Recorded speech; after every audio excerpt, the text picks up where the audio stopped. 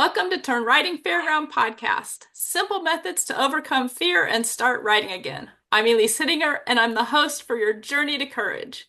This is a special guest episode.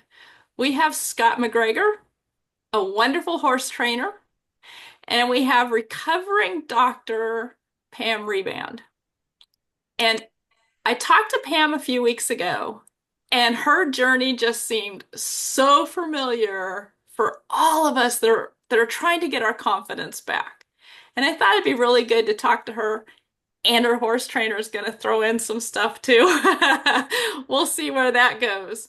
But just really a conversation about how to get over our anxiety and fear and what these two have done to accomplish so much. Welcome to both of you. Scot, would you like to kick us off and introduce yourself? Sure. I'm Scot MacGregor. I've been a horse trainer for 40 years. I specialize in gaited horses. My specialty is Western dressage and apparently rehabbing people that have suffered from a traumatic episode that left them with fear. You came highly recommended. Thank you. Pam, how about you? I'm Pamela Reband. I am a recovering doctor, as Elise explained, which means I've been retired for the last 6 years. I've been a horsewoman since the 1960s, except for a spate of about 3 years when I was so afraid of getting up on my horse that I threw up whenever I had to get near the mounting block. That was a long journey, and Scot pretty much dragged me through it, got me through. And I owe him my entire hobby and a huge chunk of my recreation for this retirement. Wow, that's so interesting. So, Pam, what was the one thing that really got you over the edge that came from Scot? Scot, it wasn't one thing, and I think that's the key to this. It was the same thing over and over and over again. Scot, every day he would take me out, and he'd be glad to tell you this, he found something to do that I was afraid to do. He didn't tell me that at the time. He just managed to lead us into these places on the trail that were massive for me and little things, a 1 foot high drop off. And every time we go out, there'd be something that was a little bit more than last time. Until eventually he was leading me through, I won't say the word, but lines was kind of shoot, that I don't think any sane human being ought to be on, quite frankly, even now. But it was one little thing every single time. Very cool. So, Scot, tell me about your journey through all those little things. So our story is odd in that she hired me first just to get her horse ready for her to ride. And it took about a month or so before I figured out that it was a much larger project than it originally seemed. I was far too ashamed to admit to him that I was afraid to get on my horse. I mean, Scot knew me as a reasonably competent horse person, and I'm now afraid to get on the horse. I didn't want to admit that. So once I figured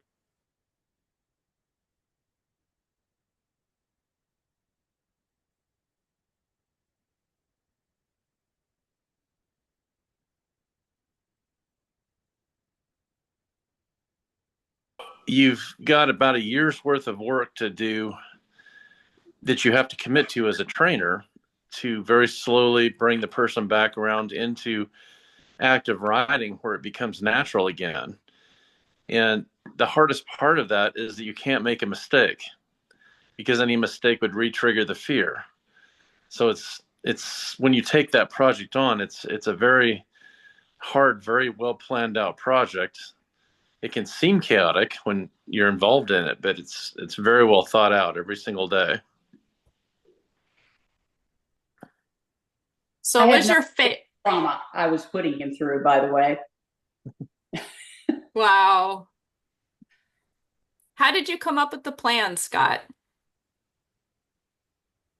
The main thing was watching her. And well, the first thing was to get her horse ready. If the horse wasn't ready, the horse would simply make a mistake, and that'd be the end of the trust. So she very wisely gave me about 4 or 5 months to get the horse ready. During that time, we reintegrated her riding on an older horse that was much calmer, named Charlie, that got her going while her own horse, while the endurance horse was actually being readied himself. So it's taking these little steps prior to before we ever did anything hard. A lot of work had to happen. Once we started integrating her on the horse, then it was a matter of watching her very carefully and assessing how much stress she was under, making it harder if she was relaxed enough to take it, and making it easier if she wasn't, and always being willing to follow her lead based on her body language, the things that she was saying, and yet also be the absolute leader. And this is where a huge part of it came in. She had to trust me completely. Now, we knew each other for decades, but we didn't have a close friendship until all of this got started. But she had to trust that I was never going to work her into a situation that would re-trigger the trauma and or create new trauma. That's a lot of trust. So I had to earn that trust, and much of it was earned by her watching me work her horse for the months that were prior to her riding her horse with her on this other older horse that was able to start from a very calm, slow position and very slowly work up. But it was always about exposure to something a little harder than you did the day before, and huge amounts of encouragement, and letting her know that the accomplishments were actually earned. That when she did something hard, we went down this horrible trail near the beginning. It was called Little Cliff Trail, and a wise horse trainer would have not gone down a trail called Little Cliff Trail for obvious reasons. Well, when we got down to the bottom of it safely with no incident, I said, turn around and look up and see what you just accomplished. Not many people would do that, whether they were afraid or not. And so these instances kept providing themselves, and her trust of me was enough to get her going. Well, many of the situations, it's easier to keep going than it is to stop. But once you've completed whatever small task or large task it was, you then acknowledge that. You say, look what you've accomplished, that you are now this much better than you were before. And it builds up. It allows the person to go through the same process they did maybe as a kid or a beginning rider, where these were first experiences, and they got braver and braver because of accomplishing each goal. You just have to go back and you have to repeat that same process, this time as an adult, this time as a person that's battling fear, which is a palpable condition. I mean, you can feel the fear. It's not fake. It's something that you honor, and you very slowly try to break down through just being there for them all the time. Oh, that's so powerful. I always think of it as playing a video game. And you go back to the beginning and you get better and better each time you go through the video game. Yes, game player here. Exactly. But every time you honor that little step and looking back at it, you're anchoring that courage. That is saying, hey, I've got a little bit more courage in my courage bank. I've got a little bit more courage, and honoring that, and along with honoring the fear. And I think for those of us writers, the horses know our fear better than we do. I mean, we know how bad it is, but it's not like getting in a car. The car doesn't know you have any fear. And the horses, their life relies on it and making sure about it. Tell me a little bit about your journey through that process, Pam. Well, he didn't tell me any of this while we were working on it. Okay. And I have to say, my faith in him was perhaps a wee tad shaken when we got to the bottom of Little Cliff. I mean, we're talking about a trail that was boulders where you were on the top of them and they were wet boulders, and there was a 400-foot drop into a valley on the right side and a cliff on the left side. And he's halfway down it, and I'm going, oh, hell. How the hell do I tell? I can't get off. I'm too afraid to go forward. I can't turn around. You know, so when we get to the bottom and he smugly says, look what you did. I'm like, I'm going to kill you right here and right now. Yeah, I didn't know at the time I was undergoing this well thought out process. I just thought I was following a maniac down the trail and wondering about my life choices at that moment. But he was so subtle, and he hasn't told you yet about how he taught my horse to respond to his body language. I didn't know that, but he was worried I'd lose my faith, lose my confidence, and do something stupid, and the horse would feel my fear and need to turn to him as a leader. And he wanted to be sure that he could lead if he had to. My horse is a small package of dynamite and was not a wise choice for someone experienced fear at the time I bought him, but which one of us makes wise choices? You know, it's like I started this process. I knew Scott as a horse trainer. I didn't know him particularly well, but we'd served on a couple of horse boards. And I happened to have moved into his hometown. And so I needed someone to get this horse ready for me while I figured out how to get on him. And I called Scott. Scott showed up. The last time I'd seen him had been maybe 30 years before. I was living in Arizona. He was living here. We didn't see each other. And he got out of the car. He was a middle-aged man. I was a little shocked. I was expecting the 20-year-old I'd left. You know, I got old, but I didn't think he did.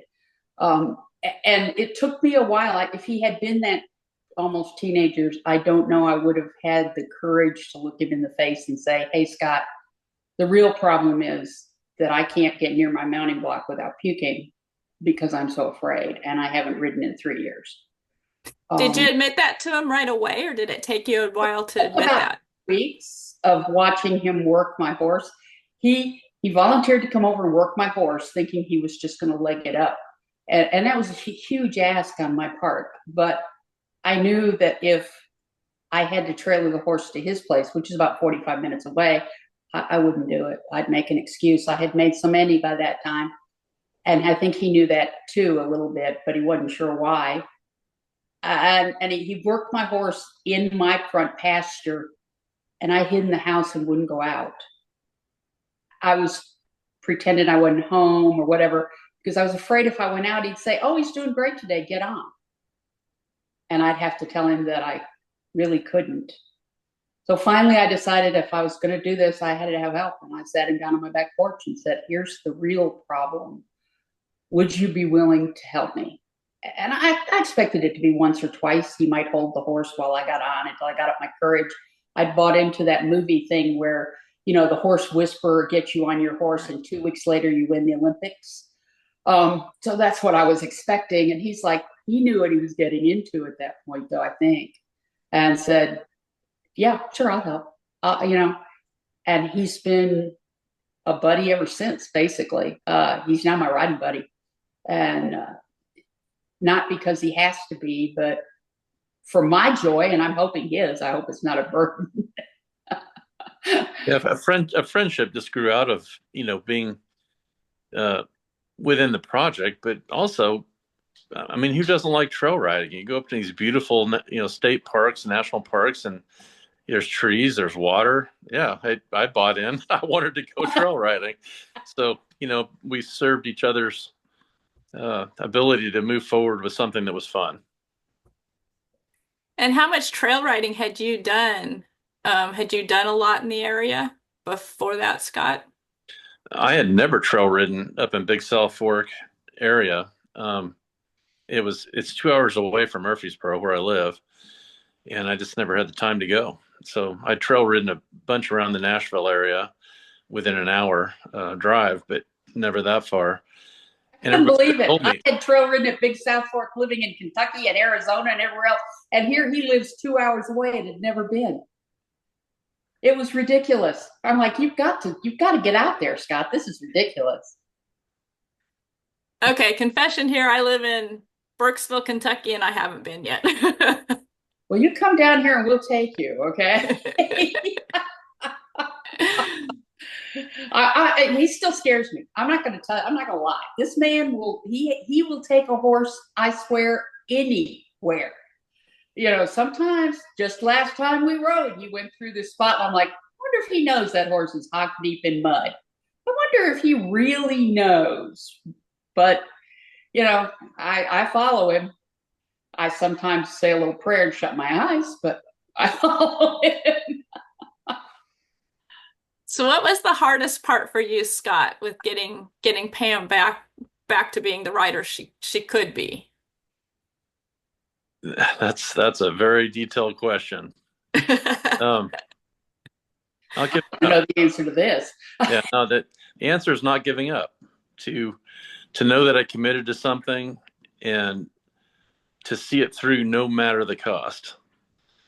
And what would be the cost? Well, the main cost is mental fatigue, because in the beginning it was very stressful. And you can imagine the best way I can think of thinking of the stress level is you're a mother that's growing up without horses, and you watch your kid get on a horse for the first time, and you're pretty sure that they're going to end up a quadriplegic.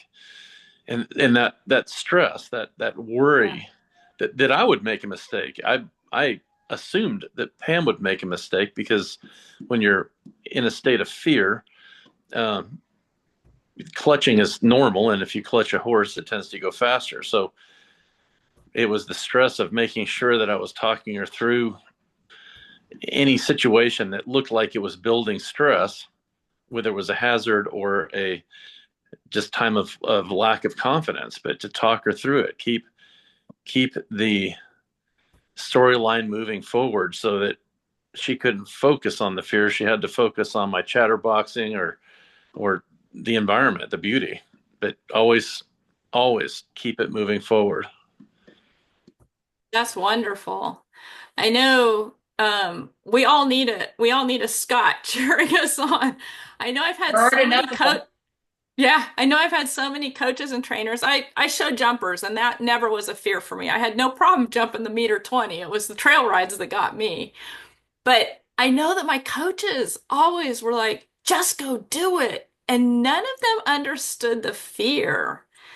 And seeing this relationship between the two of you is just amazing, because so many times our trainers, our coaches don't understand our fear. They actually understand horse fear much better than the riders. And they just go, go do it. Go, don't let that horse win. I mean, so many of the cliches that we hear are so hard to overcome when you're already in that state of fear. And So I I love, can answer that. oh, I can good. why horse trainers don't have time. Mm. Our least available commodity is time. And when somebody starts seizing up, it's better to punt than it is to continue. And that's where Pam's and my previous friendship came into play. I admired her stance on these committees, even though I didn't agree with them most of the time.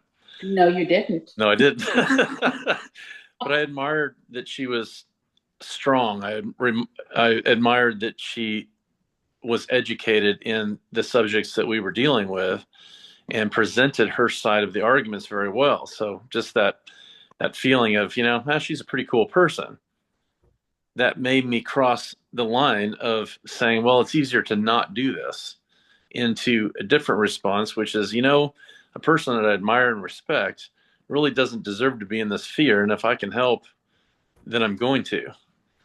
And that's the step most trainers won't take, because it's not personal.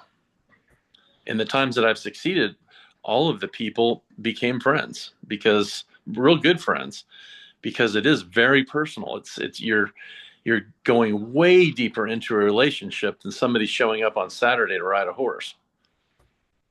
That's just beautiful. I mean, you two are such a blessing to each other. I mean, I can hear how Yes. much the challenge was for you, Scott, making you improve and become better at helping somebody. And Pam, just the ability to trust and throw yourself into making your dream come true.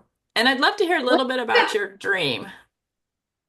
Well, my dream at the time, I mean, and I've been a horsewoman, like I said, since the 1960s. I've done about everything with walking horses that you can do. I've bred them, I've trained them, I've raised them, I've ridden them in the show ring, I have ridden them on the trail, I have ridden endurance and trail trials and camped with them and done dressage. But the one thing I have wanted to do since the 1990s, probably, I wanted to ride the Tevis Cup. And the Tevis Cup is the hardest endurance race in North America, one of the top 5 in the world. It's 100 miles up and over the Sierra Nevada mountains. And I'm not a good endurance rider. I'm not even mediocre, really, when it comes to endurance. I just go out and do it. I enjoy it. And I wanted to enjoy doing the Tevis, try it just once. I mean, less than 40% of the people last year that started actually finished it. You're only given 24 hours to go 100 miles up and over mountains. There's 20,000 feet of elevation gain and loss during the race. And I wanted to do that.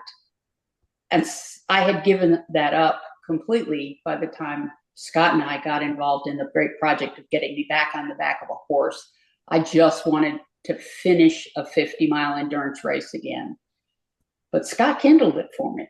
He really did. He's like, I remember you talking about wanting to do the Tevis. What happened to that? Just about 2 years ago, he started on that. And I'm like, I'm too old. I'm almost 70. I'm just barely on my horse without puking for the last year.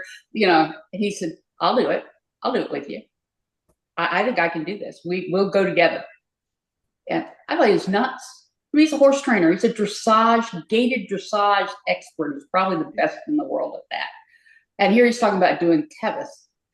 Well, he got me excited again. He gave me back that dream. He rekindled it.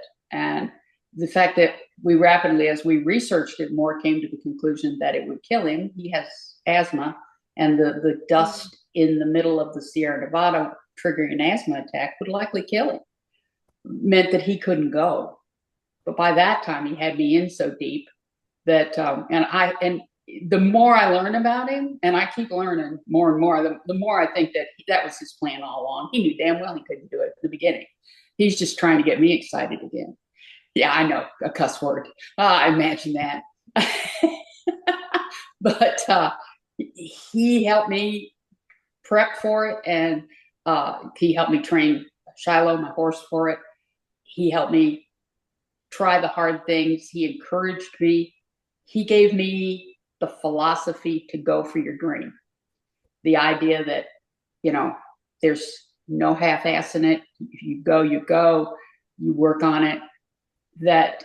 And whatever you do is great. He gave me that. And he gave me that in hours at Big South Fork on the trail. Sometimes we ride in silence. Sometimes there's hundreds of yards between us as we each enjoy the beauty. And sometimes he lectures me, although he'd say encourages. But last year in July, I trailed my horse out to California and I started the Tevis. Didn't finish it, but I rode 50 miles of it. And I have some of the most amazing pictures. Was the experience of a lifetime. And I have it because of Scot MacGregor. He was with me every step of that journey, even though he was stuck in Tennessee. Wow. How did you feel, Scott, seeing what you had accomplished with helping Pam? And I was never more proud of anything in my life. She posted a picture of her going over Cougar Rock, and it's a beautiful picture. I mean, just as perfect a picture as you could ever have. And it was the one thing that I know that she wanted most to remember that journey. But it's important. A horse trainer's life is spending time making people's dreams come true. And I'd heard about this dream, she talked about it when we were trail riding. She'd bring it up periodically that, that was something that she really was wanting to do. And nobody should ever have their dreams taken away. And that, I think that motivated me as much as anything. Is a couple instances happened. One of them was that a friend kind of got irritated at me for keeping that dream alive because they thought that she was, not ready to do something like that for whatever reason. It could have been any reason, that she wasn't mentally ready, physical ready, too afraid, whatever. But they kind of got mad that I was keeping that dream alive. And it's like, it just lit a fire in me. It's like nobody's preventing my friend from, going out and seeing the wonders of her dream come true. And it mattered to me. That is actually what drove me to finish the project. And it never did finish. We just became friends, and we're trail riding every Thursday, and it's wonderful. And our spouses both think we're completely crazy, but it's become a beautiful friendship that I hope lasts years. But it really comes down to that all of these perfect little pieces fit together, and both of us were fully committed. That's the key to healing, is you're both committed all the way. And that's where she was able to trust and I was able to lead, because that's the roles that we accepted completely. And how much is that really just so much like the horse world? Because the horses have to trust us. The horses have to lead sometimes. We have to lead sometimes. It's so important for that trust to go both ways. And a lot of times we don't honor that. And it's so amazing to see you two honoring that in each other. Sorry, I'm very emotional. And the people I on my podcast all know that I'm emotional. So I'm just sitting there wishing I had a Kleenex. So yeah, I mean, I'll tell you one of the things that Scott did outside the fear, but which is just amazing. My little horse Shiloh, Scott took him and he trained him. I'm a little crippled, and Scott has taught him to help me when I have problems. He is essentially a handicap assist horse for me.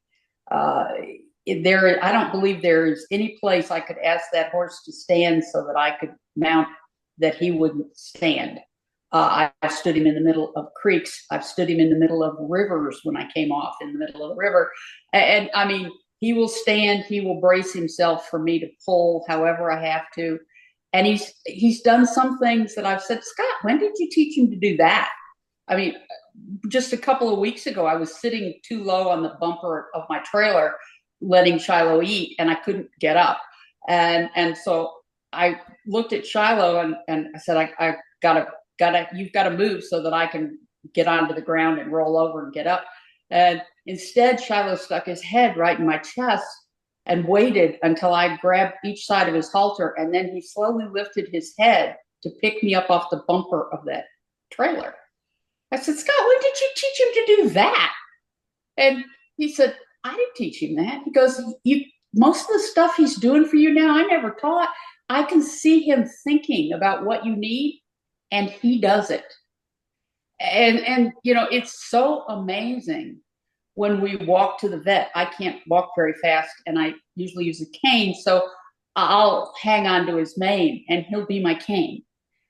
And this is a horse that's making a 50-mile race that day, who's fit as a fiddle and not a calm actor, but yeah, he's my cane. And Scott I don't know how much of that he taught the horse and how much the horse just does, but it's amazing. And Scott has expanded my horizons to the stage just by being there. He helps, because if I reach the end of a trail ride, I'm very cognizant of the fact if I reach the end of a trail ride and I've given everything I have, when I come off the horse, when I dismount, I will collapse on the ground. So I don't dare do that if I'm alone. But if Scott's there have been times he's had to take care of my horse, put my horse up for me while I'm trying to get my legs back. And, so he lets me push the boundaries. Now, I guess he's no longer training me not to be afraid, but he's still, he's not just my riding buddy. He's the guy that kind of makes it possible. Oh, just amazing partnership between the two of you. And I just, I I don't know want to what the heck just he gets out of it, quite frankly. I'm always taking and taking, and he's giving and giving. I like seeing people have fun and succeed. And you left out the best Yeah. story about falling off in the river. Well, sometimes you tell it better, Scott. So we're a year into the project. I think she's completely back to normal. I don't see hardly any fear. And we cross Big South Fork River, and there's pretty deep water. Pretty I deep told water. him too deep, but no, he goes ahead. Yeah, no, the bellies were almost out of it, kind of. So anyway, her horse finds a big boulder and topples, and she goes splashing into the water, which I'm desperately making sure that the head comes back up. And it does finally before I had to jump in. And she led her horse through the river. Is actually really hard, but she got to a place that she could mount. She gets up and she looks at me and she says, "I hope you got a picture of that." And I'm like, "No, I was making sure you weren't drowning." And she's bugged me for 2 years now that I didn't get a picture of her moment of splashing into the river. Well, if you think I'm reenacting it so you can get a picture, you're back. That water was cold. I was so wet, I had to hand him my glasses. I didn't have a clean spot on my t-shirt anywhere that I could dry my glasses off. I had gone completely under, and so had Shiloh, who was pretty disgusted with me. Well, that's when I knew she was over being afraid. When she popped up and worried about that, I got a picture of her falling in the river. We healed, done. Great. That's great. I just want to summarize real quick what I heard for the listeners. I've been on a mission to help people overcome their fear, and you two fit right into my mission. Um, taking the steps. You can't sit on the couch and get over your fear. No. No. Not going to happen. You got to take the steps. You've got to be repetitive. And I like to think of it as you go to the edge of your comfort zone and you take one more step. And then you do it again. Go to the edge of your comfort zone, take one more step. And if you have a buddy or a pal to do it with you, all the better. Lean on buddies. Yeah, So lean on your buddies. What you just described, that's the key to all success. Go right to the edge of your comfort zone and take one more step, and you'll succeed at anything. Yeah, you can't climb the top of Everest just by, taking one step. Right. Oh, beautiful having you guys on. I know, Pam, you've got a wonderful book out. I've read some of it, haven't quite finished yet. And I'll have you give me the link to your book and I'll put that in the description. I don't know if you have anything, Scott, if you have a website or that people can find you. No, I am full. I'm good. Okay. But there's lots of people out there willing to help. Yeah, I just wanted to make sure that I covered you, but I'll put a link to Pam's book and their fascinating book about her journey. And I really appreciate you guys being on. And any final words? I would say, go ahead, Pam. I would say lean on your friends. It wasn't just Scott. I had other friends who came when I couldn't even get on my grandkid's horse. They stood there and they held him for me. He didn't need to be held, but I needed them to be there. And if you're too afraid to, you say, push past your comfort zone. If today you're too afraid to go past that comfort zone, just go to the edge of it and do it again tomorrow and the next day. And you're going to get bored with the edge of that comfort zone eventually. And then you'll be ready for that next little step. I don't believe I could have made this journey with anybody but Scott. I knew him well enough to trust him. I knew he was a solid, honest person. From the committee work we'd done together, I respected his opinion, although he was wrong fairly frequently. But I still respected the spot he came from. And you need people like that around you. Don't be afraid. Don't be like I was. I was so ashamed to tell my friends that I was scared that I didn't reach out for help soon enough. And I had to get to Scott to really be able to do that. So that'd be what I would say. And read my book. Read Pam's book. So I would add a little bit. I would add a little bit to that and say that everything that you're feeling is normal. When you go through an episode that causes pain, that causes you to lose your confidence, everything you're feeling is normal. I've been afraid. I had a horse run away with me and cut the top muscle of my leg across a fence by hitting it so hard. Everybody's had something happen in their lives that shook their confidence. I think I couldn't have helped people if I hadn't have had that experience myself. And having worked with the hundreds of people that I've worked with over the years, the thing that you realize is everybody's the same. So if you can accept your fear, if you can accept the fact that what you're feeling is normal, then you can do something about it. Thanks for very wise words. Comment there, Scott. Appreciate that.